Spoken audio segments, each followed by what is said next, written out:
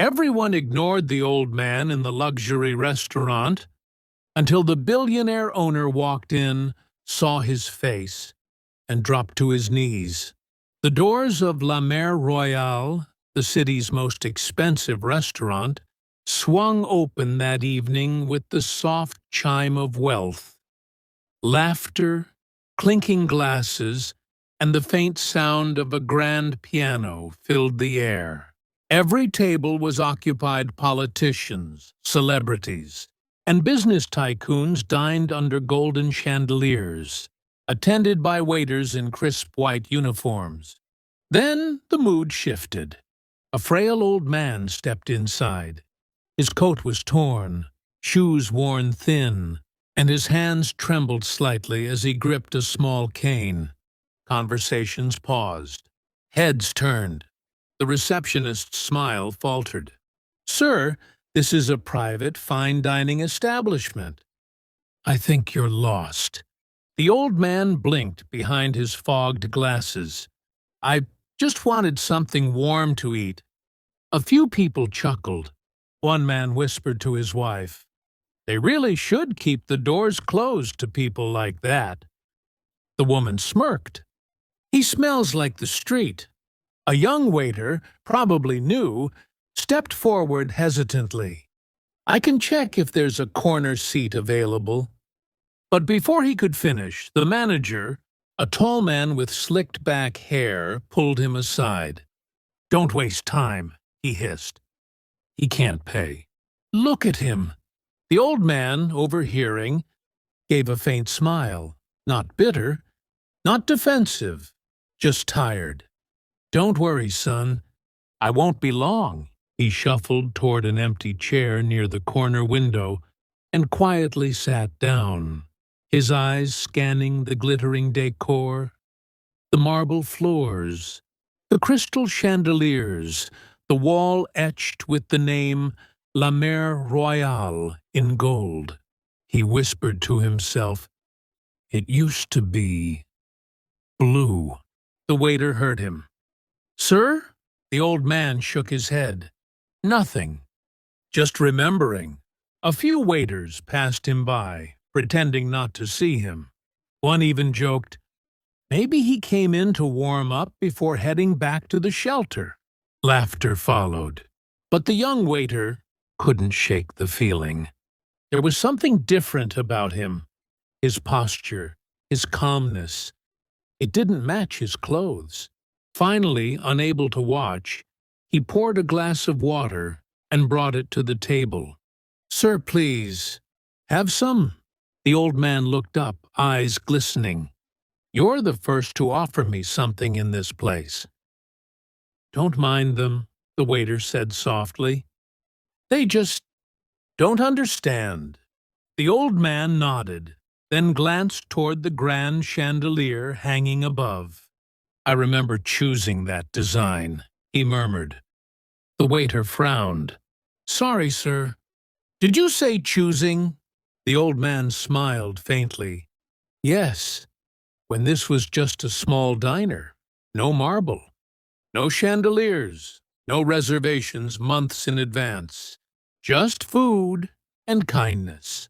The waiter stared at him, puzzled. "You mean you worked here before?"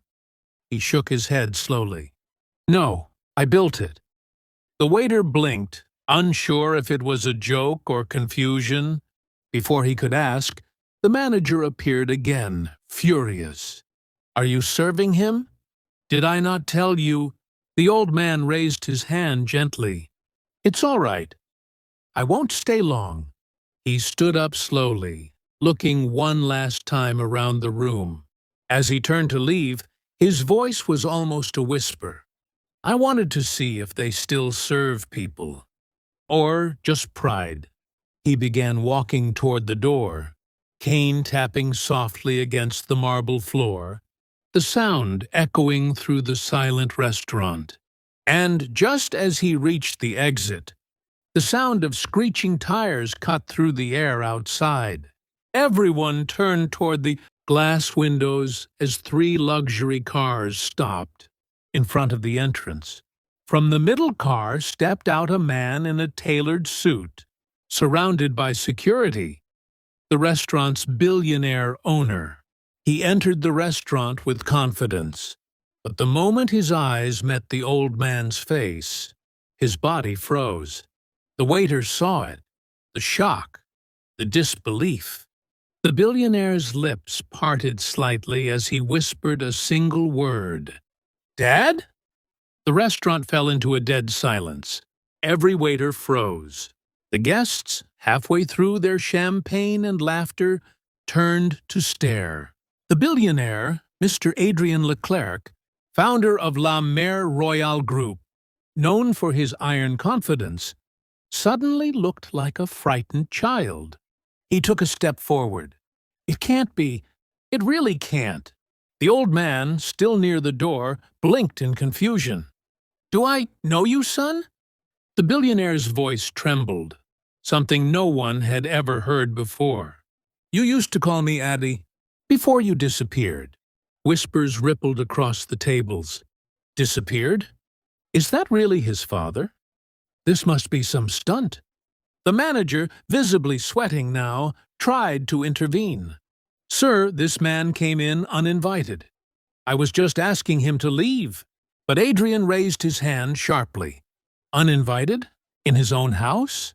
The entire restaurant froze again. Adrian approached the old man slowly, his eyes watering. "Where have you been all these years?" The old man tilted his head, still lost in thought. "House? This place?" He looked around. The chandeliers, the wine racks, the gold lettering on the walls. So much shine, but no warmth left. Adrian's jaw tightened. He gently took the old man's hands, the same rough, calloused hands that had once taught him how to use a hammer, how to dream.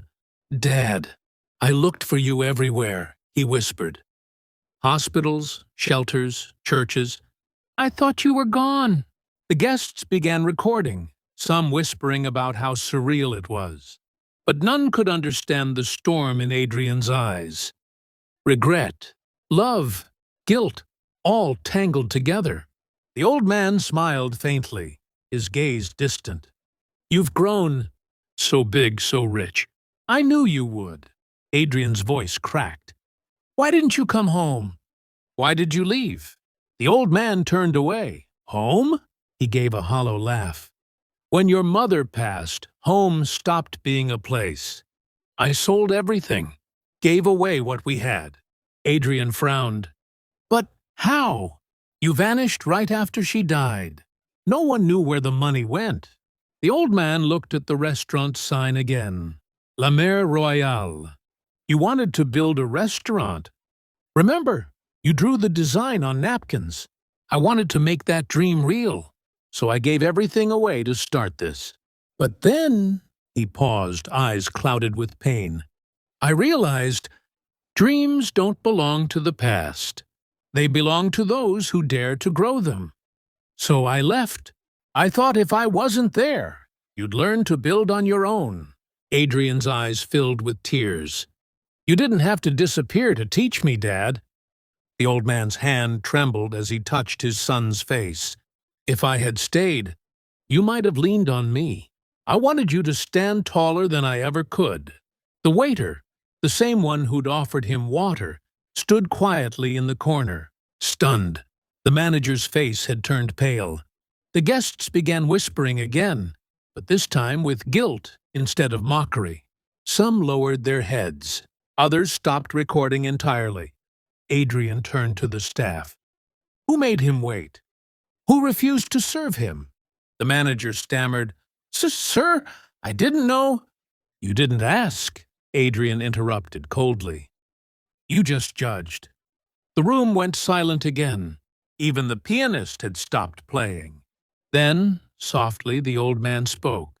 "Son, don't be angry. They only saw what I showed them." Adrian looked at him, confused. "What do you mean?" The old man smiled gently, a smile that carried both wisdom and sorrow. "People reveal themselves through how they treat those they think are nothing. Tonight, You saw who truly values heart and who values gold. Adrian's shoulders dropped, his rage turning into quiet grief. I thought I built this place to honor you, but I see now it lost the soul you dreamed of. The old man chuckled faintly. Souls can be restored if the heart behind them still beats. He patted his son's chest lightly. Yours still does. The waiter blinked, tears gathering in his eyes. But just as the moment softened, the old man's breathing grew uneven. He clutched his chest, staggering slightly. "Dad!" Adrian shouted, catching him before he fell. The restaurant erupted in chaos. Someone called an ambulance. The guests rose from their seats. The young waiter rushed forward with water, the same glass he'd given before, but it slipped from the old man's trembling hands. As his eyes fluttered, he whispered one last thing to his son.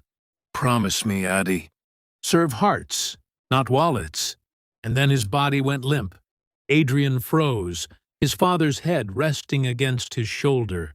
As sirens wailed faintly in the distance, the paramedics carried the old man's lifeless body out of the restaurant. The lights that once glimmered with pride now felt painfully cold. Adrian stood frozen at the entrance, the glass doors reflecting his broken face. For the first time in years, La Mer Royale was silent. Not because business had stopped, but because he had stopped. His father's final words echoed in his mind. Serve hearts, not wallets. The next morning, the news spread like wildfire. Billionaire discovers homeless father in his own restaurant. Owner shuts down luxury chain for unknown reason. But no one knew the truth. Adrian didn't close his restaurant. He rebuilt it. A week later, the same restaurant reopened, but everything had changed. The velvet ropes were gone. The members-only sign had disappeared. And on the wall, where the golden logo used to be, hung a wooden board with carved words, "The House of Heart, in memory of the man who taught me to serve." Anyone, rich or poor, could walk in. Meals were paid with kindness, not money. A wealthy businessman sat beside a factory worker. A child shared a dessert with an old lady from the street.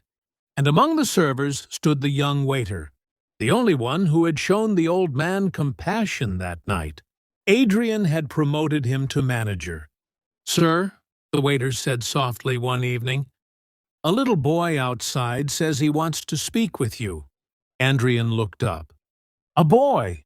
When the boy walked in, barefoot, dusty, holding a worn violin, everyone turned. He said, "Sir, I don't have money, but I can play something for your father." Adrian's eyes welled up. "Play it, son." As the violin's melody filled the hall, the same chandelier that had once mocked poverty now shimmered in soft light. The customers listened, not to wealth, but to warmth.